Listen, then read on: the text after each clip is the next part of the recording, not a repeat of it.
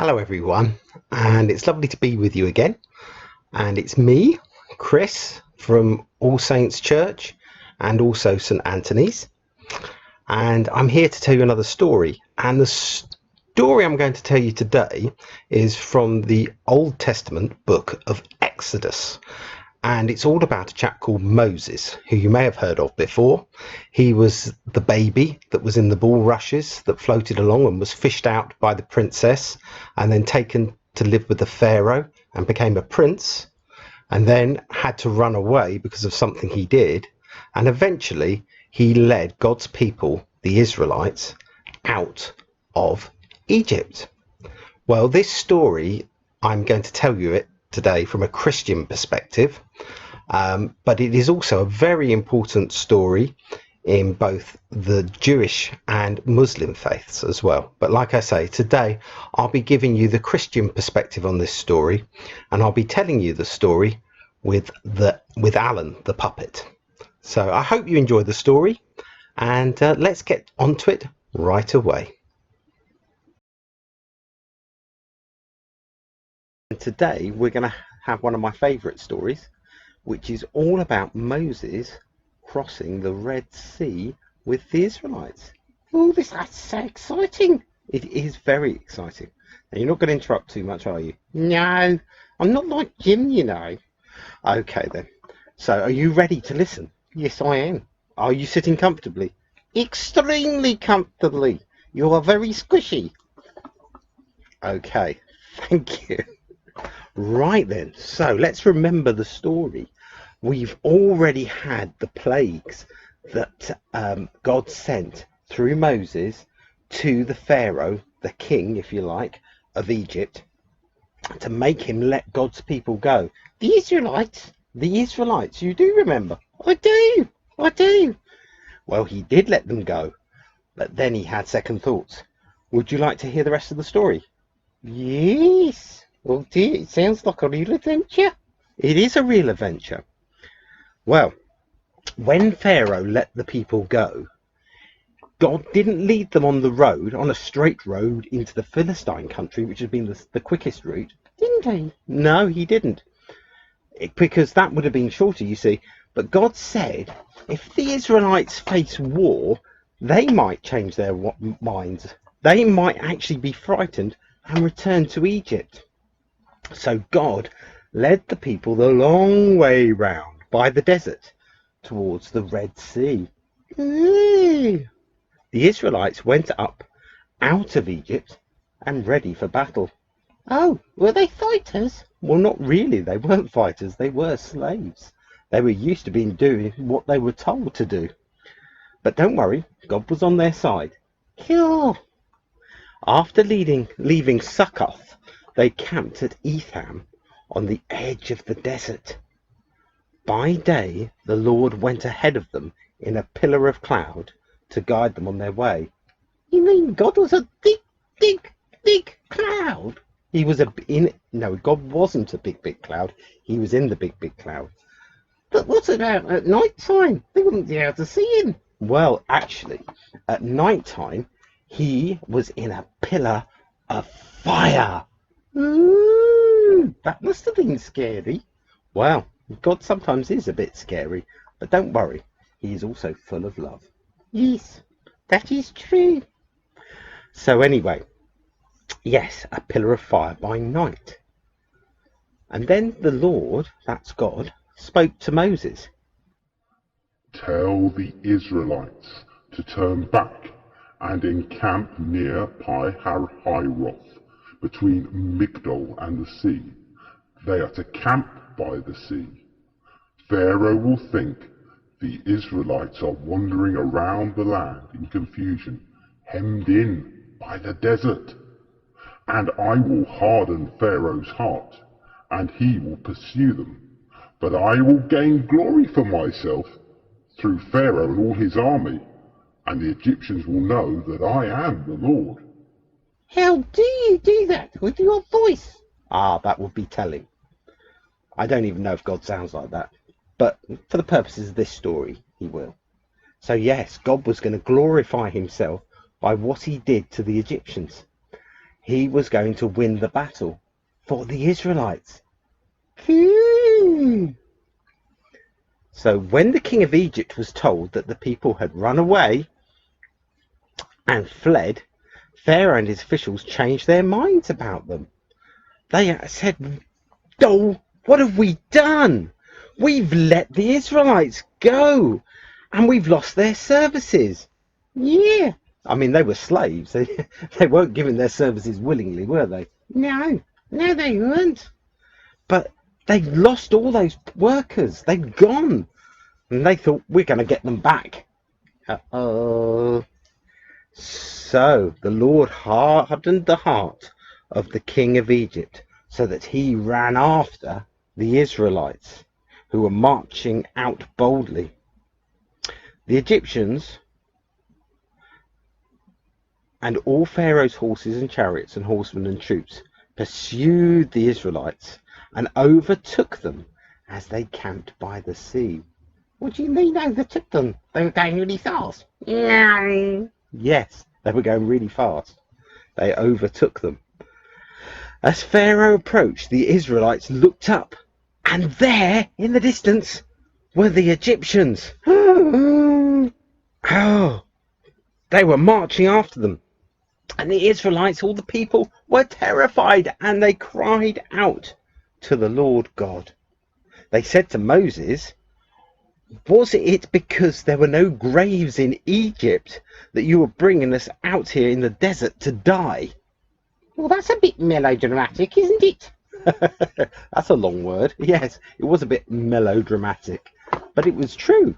They were in fear of their lives. They thought that Pharaoh and all his armies were going to kill them. Oh dear. Oh dear is right.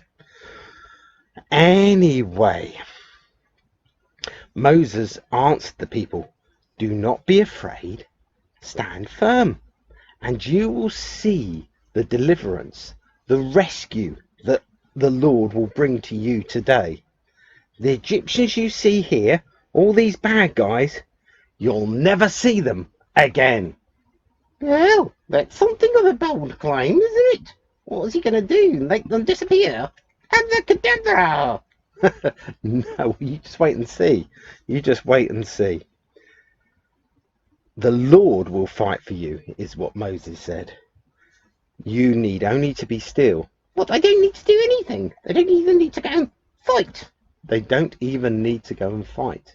No, the Lord is going to be with them. Because the Lord God said to Moses, "Why are you crying out to me? Tell the Israelites to move on. Raise your staff and stretch it out in your hand over the sea and divide the water so the Israelites can go through the sea on dry ground." What? He's going to separate the sea in two. He's going to separate the sea in two so that they can cross right through the sea. Ooh. "And I will harden the heart," said God, "of all the Egyptians, so that they will go in after them. And I will gain the glory through Pharaoh and his army, through his chariots and his horsemen, and the Egyptians will know that I am the Lord. I am God, when I gain glory through Pharaoh, his chariots, and his horsemen." Then the angel of God, who had been travelling in front of Israel's armour, yes, I know what you're going to say, there was an angel. God is always there, and he's present in lots of different ways. In this case, he was present through an angel. He withdrew and went behind them to protect them. And the pillar of cloud also moved from the front all the way to the back behind them, coming between the armies of Egypt and the armies of Israel. So God was protecting them. God was protecting them. And wasn't it nice of him to show how he was protecting them? Because they could see that the cloud had moved. Yes, that would be very comforting, I think. It would be.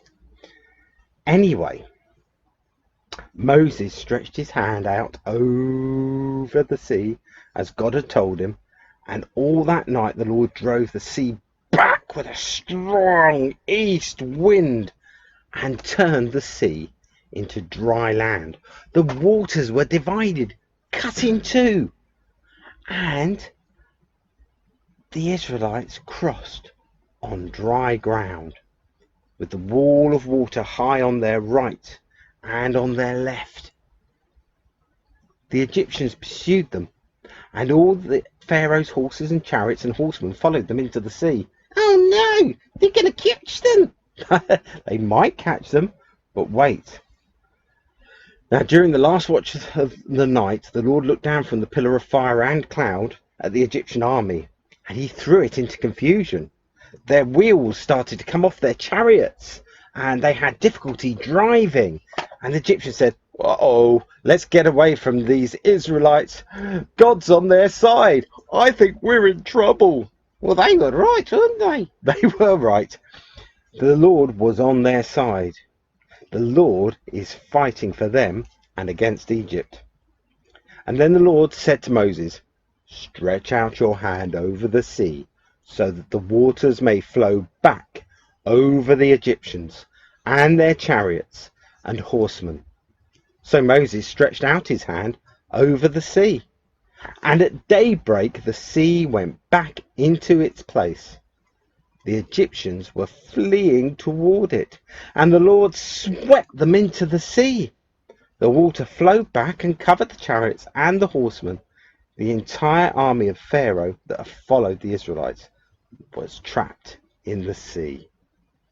And after that there was silence, except for the sound of the lapping water. There was no more army of Egypt. Cool. That's very sad. I'm afraid it is very sad. But they did choose to chase God's people, and they knew they shouldn't have done that. And sadly, they got their just desserts. Oh, that is still very sad. But God did win the victory for the Israelites. God did win the victory for the Israelites.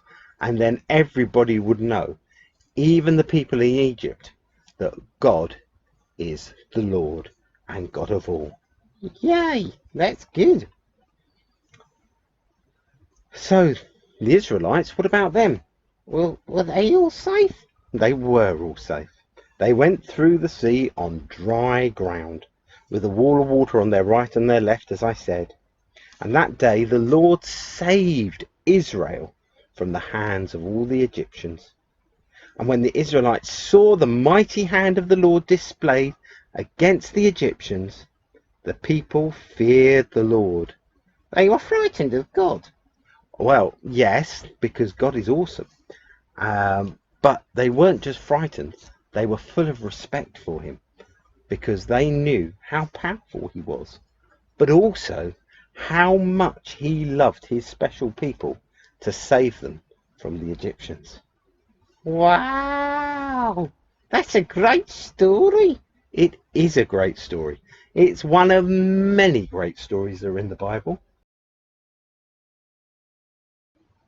Well, thank you for listening to the story today, and I hope you could take something from that. It's a great story, isn't it? I really love that image of the sea being piled up on either side and making the riverbed into dry ground. So I'll see you again soon and hopefully tell you another story. Otherwise, take care. Bye. Goodbye, everyone. Goodbye.